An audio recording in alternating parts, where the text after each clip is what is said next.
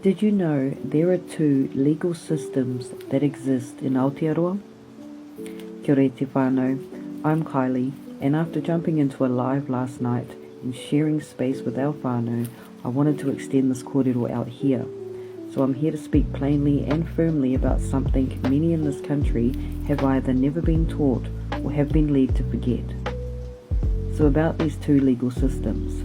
The first and the original is Te Wakamenenga o ngā hapu o Nūtirini, established by our rangatira in 1835 and declared to the world through he whakaputanga o te rangatiratanga o Nūtirini. This declaration affirmed that sovereignty, rangatiratanga, remained with our hapu, under our tikanga, kawa and collective governance. It was signed by 52 chiefs and formally recognised by King William of Britain in 1836. That recognition gave it international legal standing. Then in 1840, Te Tiriti o Waitangi was signed. The Māori text made it clear, Tino Rangatiratanga would remain with us, the British Crown would have kāwanatanga, or governorship over its own, not sovereignty over us. That was the agreement. But what followed was not honourable. The Crown declared sovereignty anyway. It established a colony, formed a government, and began transferring our lands, our authority, and our decision-making power to itself. And yet, he whakaputanga was never repealed.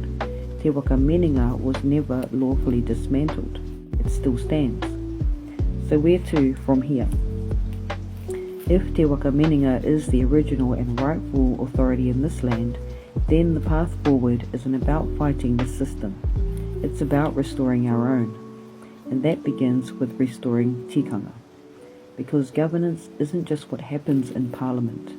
It's what happens in the home, on the marae, in the mahinga kai, and how we raise our tamariki, how we feed our whānau, and how we move through this world. Our elders didn't wait for permission. They lived with independence because they had the skills to live that way. They grew kai, they hunted, they gathered, they healed with rongoa, they held knowledge of the stars, the tides, the whenua. That's what sovereignty looks like. Today, many of us are taught to depend on the supermarket, on the medical system, on the wage, on the state. We are taught convenience over capability. But convenience without knowledge creates dependence. And dependence becomes a cycle. We lose the skills, we lose the health, and then we're trapped in a system that profits from our disconnection. So what does restoring our authority actually look like? It looks like this.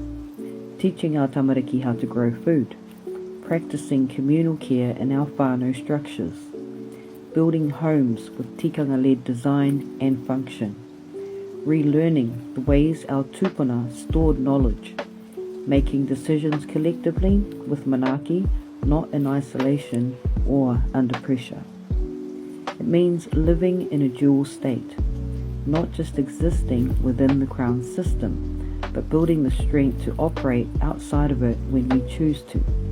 Because Te Wakamenenga gives us an alternative.